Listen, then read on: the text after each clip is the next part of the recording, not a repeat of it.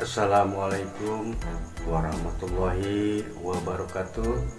Semoga para penonton dimanapun berada selalu dalam keadaan sehat walafiat dan selalu dimudahkan segala urusan dunia dan akhiratnya oleh Allah Subhanahu wa Ta'ala. Amin, Allahumma amin. Saya mohon izin ingin berbagi kembali tentang cerita dialog batin saya tentang siapakah yang mengemban tugas ibadah, ruh atau raga? Silahkan simak videonya sampai habis supaya tidak salah paham. Sebelumnya saya mohon maaf yang sebesar-besarnya bahwa di sini saya hanya sebatas cerita, tidak bermaksud untuk menggurui atau tidak sedang mengajarkan sebuah ajaran atau sebuah aliran, atau juga tidak sedang mengupas sebuah kitab, tetapi saya hanya bercerita tentang pengalaman diri pribadi saya dalam berdialog batin, hasil perenungan, hasil meditasi atau hasil itikaf atau semedi. Barangkali dari pengalaman saya ini ada manfaatnya, ada hikmahnya buat saudara-saudara yang menontonnya. Selamat menyaksikan. Assalamualaikum. Waalaikumsalam warahmatullahi wabarakatuh.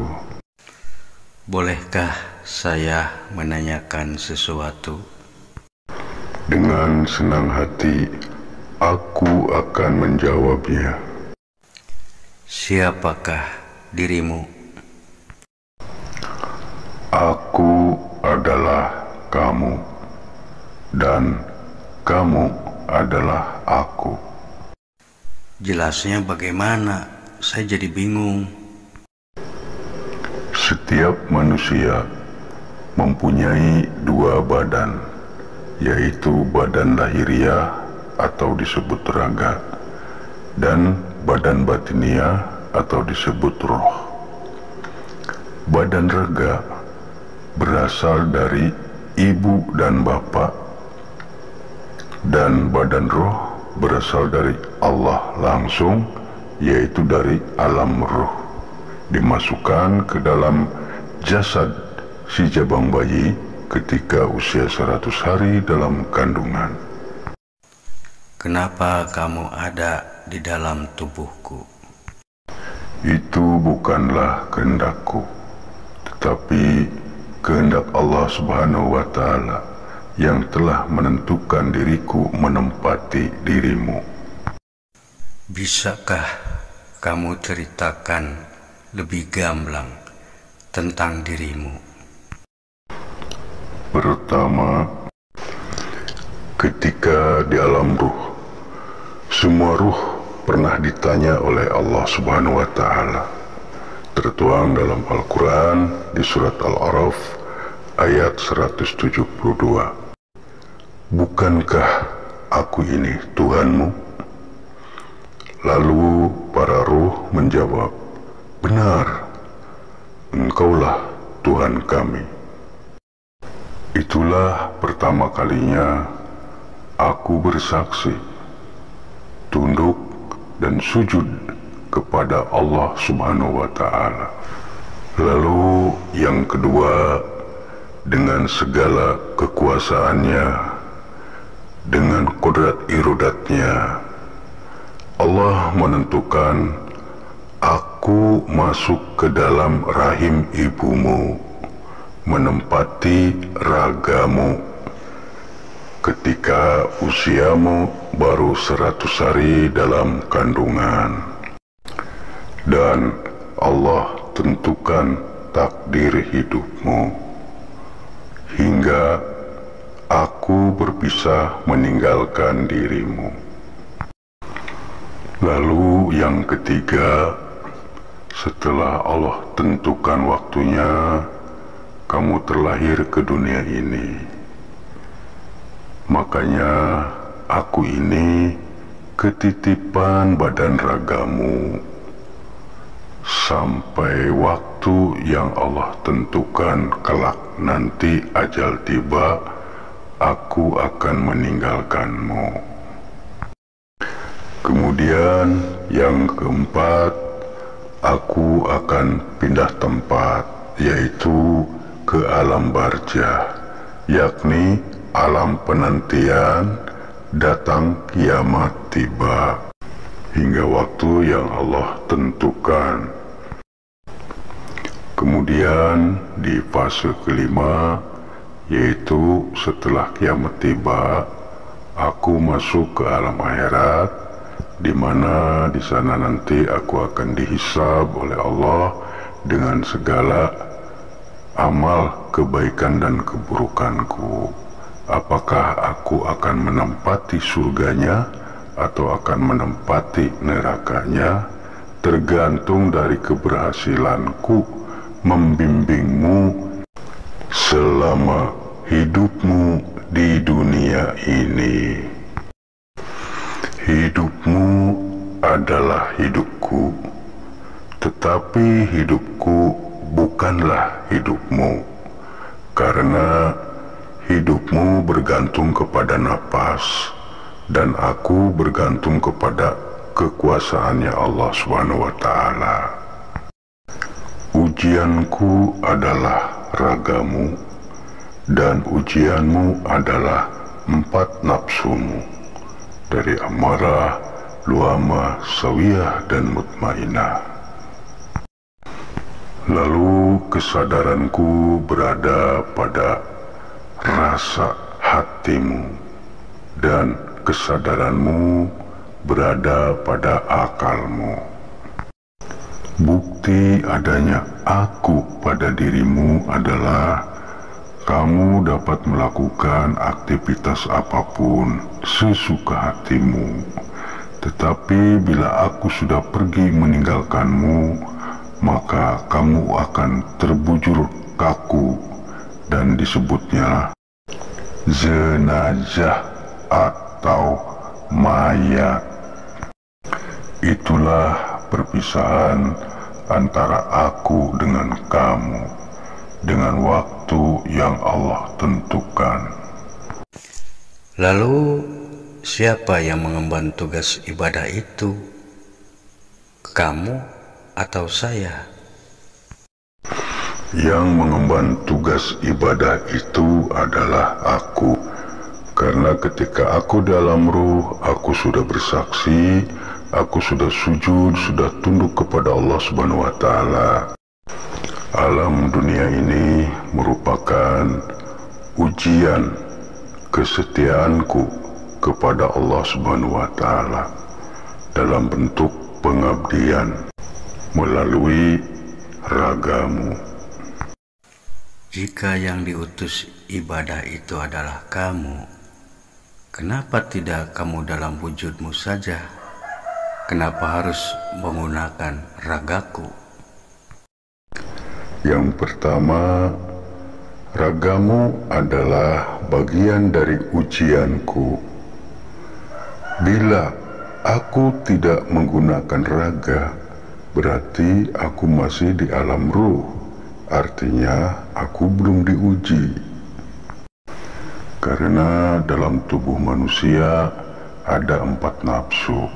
Bila mana aku mampu mengendalikan 4 nafsu tersebut, maka derajatku di atas malaikat. Tetapi bila aku tidak mampu mengendalikan 4 nafsu tersebut, maka derajatku lebih rendah daripada binatang.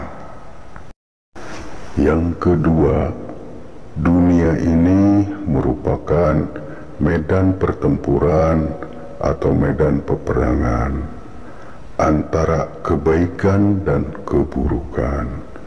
Bila mana aku tidak mampu mengendalikan 4 nafsu tersebut, berarti aku termasuk golongan pasukan Izazil atau iblis laknatullah. Dan bila mana aku mampu mengendalikan 4 nafsu tersebut, berarti aku masuk ke dalam barisan tentara Adam alaihissalam. Konsekuensinya akan mendapatkan nikmat ataupun siksa itu tergantung dari hasil pertempuran ini. Aku ada di posisi pasukan mana.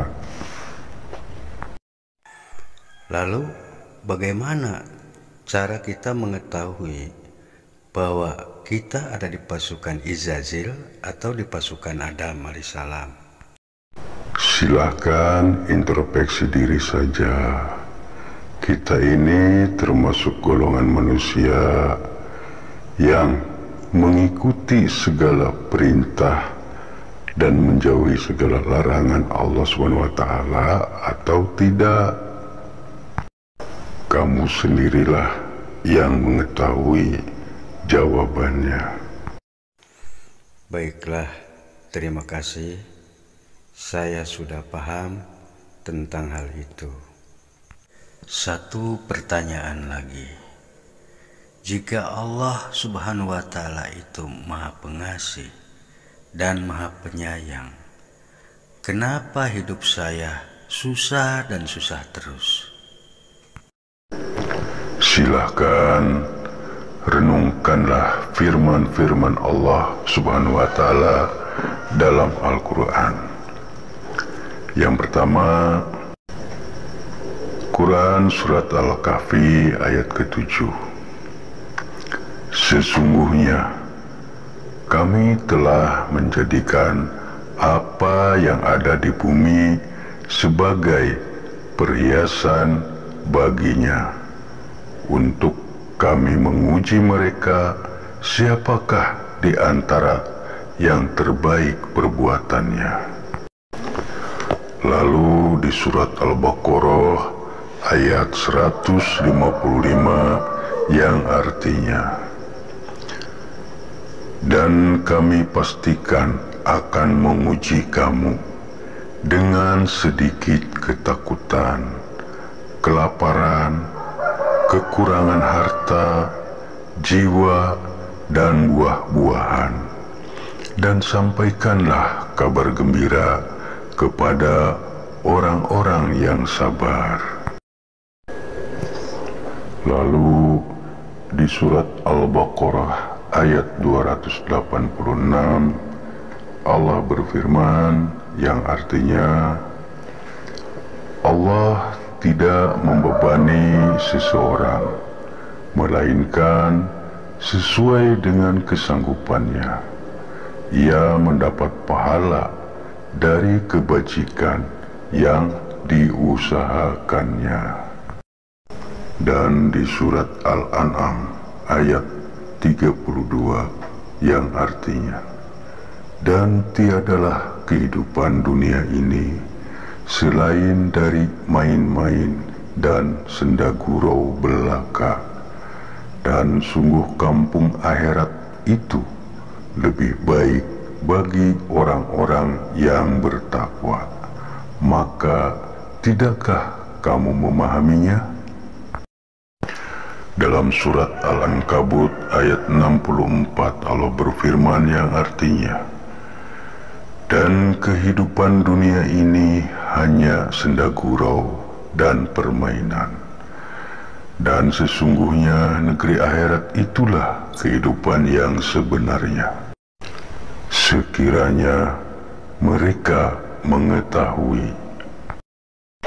Lalu di surat yang ke-64 yaitu At-Taghabun ayat 11 yang artinya, tidak ada suatu musibah yang menimpa seseorang kecuali dengan izin Allah, dan barang siapa yang beriman kepada Allah, niscaya Allah akan memberi petunjuk kepada hatinya, dan Allah Maha mengetahui segala sesuatu. Kemudian di surat Al-Nasr ayat 5, 6, dan ke-8 yang artinya, karena sesungguhnya sesudah kesulitan itu ada kemudahan, Sesungguhnya sesudah kesulitan itu ada kemudahan, dan hanya kepada Tuhanmu lah hendaknya kamu berharap. Jadi kesimpulannya bahwa setiap manusia akan diuji oleh berbagai cobaan dan cobaan, walaupun berbeda-beda bentuk ujian dan cobaannya. Ada yang diuji dengan harta, dengan pangkat, diuji dengan penyakit, diuji dengan jodoh, diuji dengan rizki, dan berbagai macam bentuk ujian-ujian. Maka bertakwalah kepada Allah, karena barang siapa yang bertakwa kepada Allah, maka Allah akan penuhi segala kebutuhannya. Baiklah, terima kasih dengan segala jawaban-jawabannya. Assalamualaikum warahmatullahi wabarakatuh. Waalaikumsalam warahmatullahi wabarakatuh. Demikianlah pengalaman dialog batin saya yang dapat saya sampaikan. Mohon maaf atas segala kekurangan dan kesalahan diri saya. Akhirul kalam, wabillahi taufiq wal hidayah. Wassalamualaikum warahmatullahi wabarakatuh.